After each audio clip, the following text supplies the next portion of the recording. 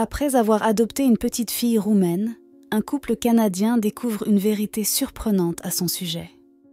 Avant de plonger dans l'histoire, n'oubliez pas d'aimer cette vidéo et de cliquer sur l'icône de la cloche pour rester informé de nos dernières publications.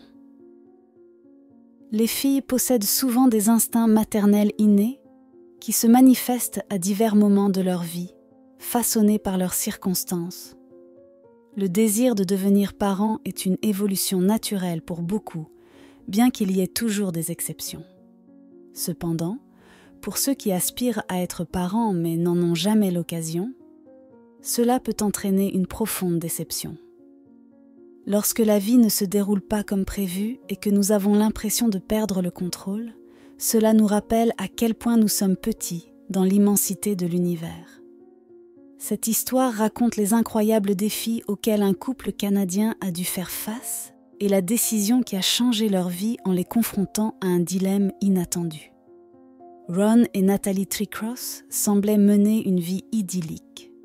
Ils ont passé des premières années de mariage paisible et en 1997, ils ont décidé d'agrandir leur famille en ayant un bébé, un souhait qui semblait simple.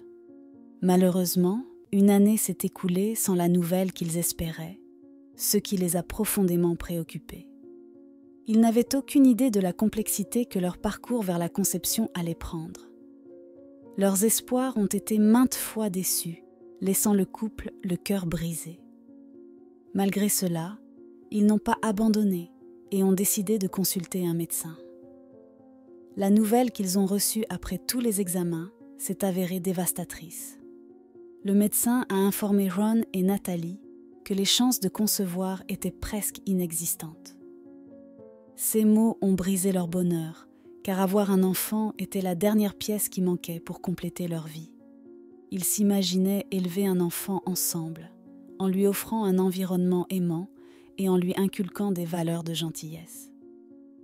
Malgré des chances aussi minces, Ron et Natalie s'accrochaient à un mince espoir. Cependant, au fil des années et des efforts infructueux pour concevoir, ils ont réalisé qu'il était temps d'envisager d'autres options. Malgré leur chagrin, les Treecross savaient qu'ils étaient prêts à devenir parents. Ils étaient à la fois financièrement et émotionnellement préparés. Ils ont décidé qu'ils ne pouvaient pas continuer à vivre avec le vide qu'ils ressentaient et ont résolu de ne pas abandonner pour autant. Déterminés à être parents, ils se demandaient pourquoi cela leur était si difficile. Avec le soutien indéfectible de Ron, ils ont pris une décision importante ensemble. Ils savaient qu'ils pourraient aimer leurs enfants tout autant, même s'ils n'étaient pas biologiquement liés. Ils ont décidé de se tourner vers l'adoption. Ils ne savaient pas encore que cette décision les mènerait à travers le monde. Adopter un enfant est un processus merveilleux mais complexe et chronophage. Les procédures d'adoption étaient encore plus difficiles à l'époque. Conscient qu'il leur faudrait peut-être un certain temps avant d'être sélectionnés comme parents adoptifs, le couple a postulé non seulement au Canada, mais également auprès de plusieurs agences d'adoption internationales. Leur vie a pris un tournant inattendu lorsqu'ils ont reçu un appel d'un pays lointain, la Roumanie, un endroit où le nombre d'enfants disponibles à l'adoption était élevé, augmentant ainsi leurs chances de devenir parents. Ce voyage allait les conduire dans la ville d'Arad, située sur la rivière Mur dans l'ouest de la Roumanie. Cependant, le voyage n'a pas été ce qu'ils avaient anticipé. Alors qu'ils parcouraient ce pays inconnu, Ron et Natalie ont visité divers orphelinats dont ils avaient entendu parler par différents canaux. Chaque orphelinat présentait ses propres défis, rendant le processus d'adoption difficile. Voir tant d'enfants orphelins sans pouvoir leur offrir une vie meilleure leur pesait sur le cœur.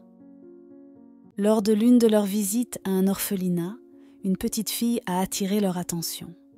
Alors que Ron et Natalie entraient dans le bâtiment, ils ont remarqué une jeune fille qui semblait impatiente de jouer avec quelqu'un. Pendant que Ron s'occupait des formalités administratives, Natalie ne put s'empêcher de s'approcher de l'enfant qui la regardait avec tant d'espoir. Pendant que Ron gérait les formulaires d'éligibilité à l'adoption, Nathalie s'est renseignée sur la petite fille. Elle s'appelait Rodica Lavinia Farkas et elle avait à peine 1 an à l'époque. Elle parlait d'une voix douce et enfantine, essayant de prononcer tous les mots qu'elle avait appris.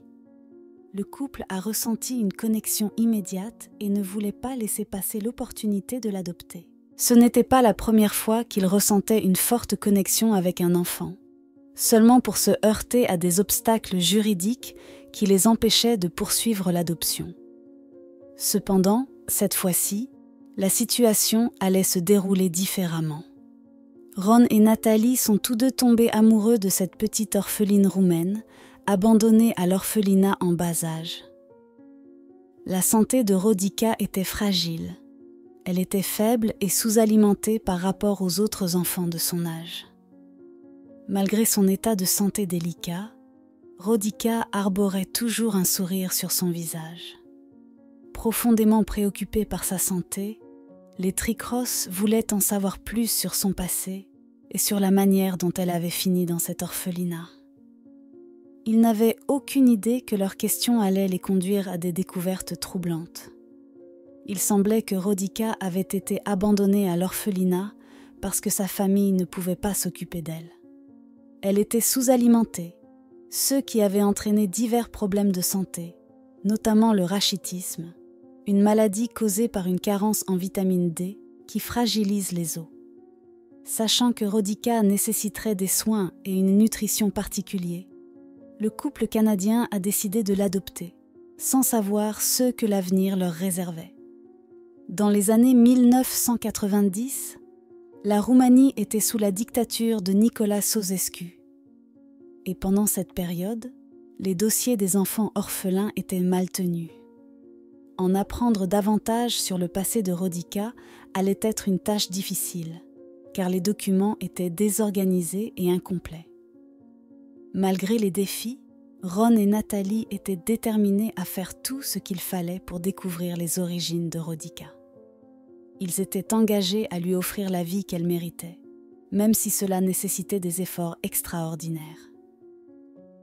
Découvrir le passé de Rodica s'est avéré beaucoup plus compliqué qu'ils ne l'avaient imaginé. À ce stade, ils ne pouvaient pas imaginer comment leur voyage allait se terminer.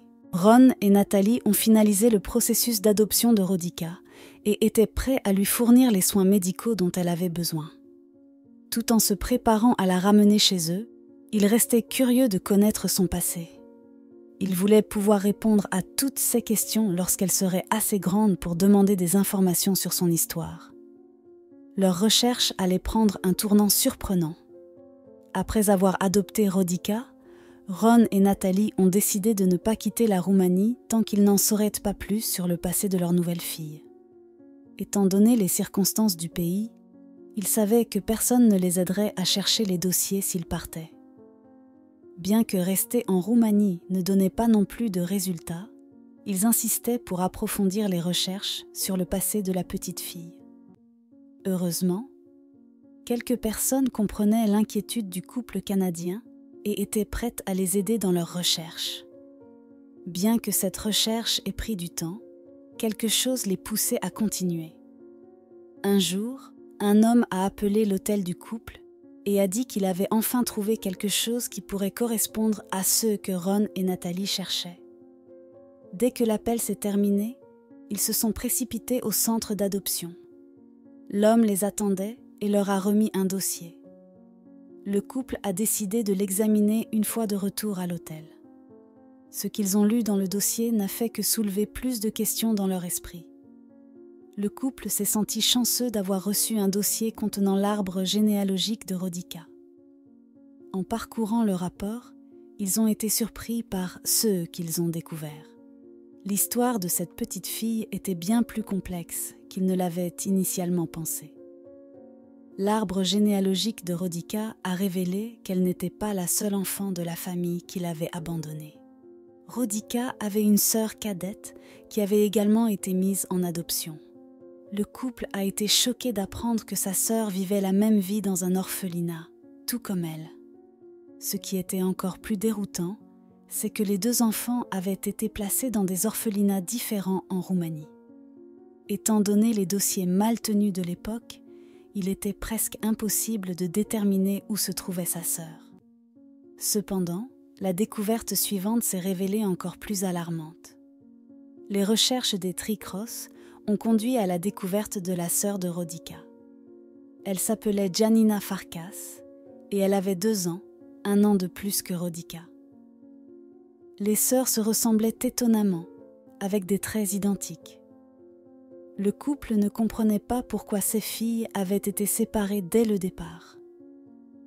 Après avoir examiné le dossier de Janina, le couple s'est retrouvé face à une décision écrasante. Il voulait que Rodica rencontre sa sœur avant de quitter le Canada. Après avoir rempli une quantité considérable de documents, ils ont obtenu l'autorisation.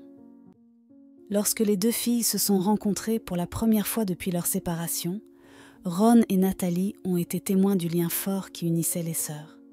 Cela les a amenés à envisager la possibilité de les garder ensemble. Les retrouvailles des sœurs Farkas ont été un moment émouvant pour Ron et Natalie. Ils ne pouvaient pas supporter l'idée de séparer à nouveau les sœurs. Ils aimaient les 2 filles et ont décidé d'adopter également Janina. Alors qu'ils finalisaient les papiers d'adoption, ils étaient toujours impatients de découvrir la vérité sur le passé des filles.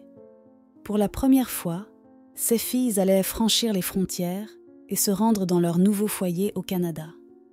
Le premier vol en avion, le premier trajet en voiture et une maison avec un beau jardin spacieux. Tout cela ajoutait à leur excitation.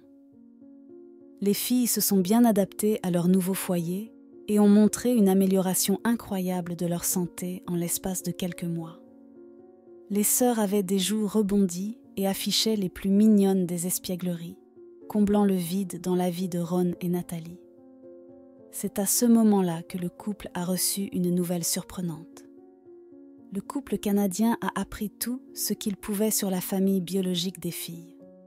La découverte a été une immense surprise. Rodica et Janina n'étaient pas les seules sœurs. Elles avaient encore 6 autres frères et sœurs dans le monde. Lorsque Ron et Natalie ont découvert cela, ils ont fait tout leur possible pour retrouver les 6 autres frères et sœurs. Ils ont investi de l'argent et ont visité des bureaux d'adoption pour voir s'ils pouvaient localiser l'un des enfants. Malgré leurs efforts, les résultats n'ont jamais été en leur faveur. Les Tree-Cross voulaient adopter l'un des frères de Janina et Rodica, mais ils n'ont jamais réussi à le trouver.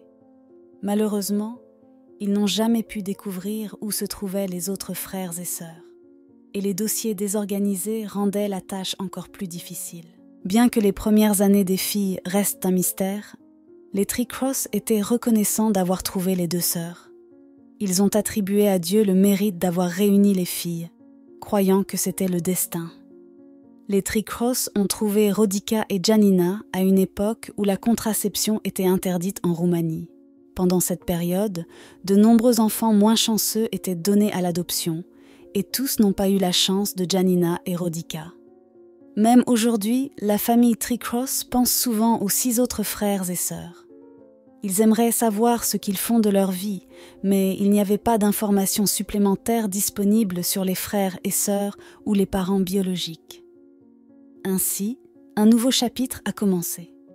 Le couple Tree-Cross a donné de nouveaux prénoms à leurs filles. Janina a été appelée Sophie et Rodica a été nommée Daniel. La sœur aînée, Sophie, a mis un peu de temps à s'adapter à sa nouvelle famille, car elle était initialement un peu nerveuse.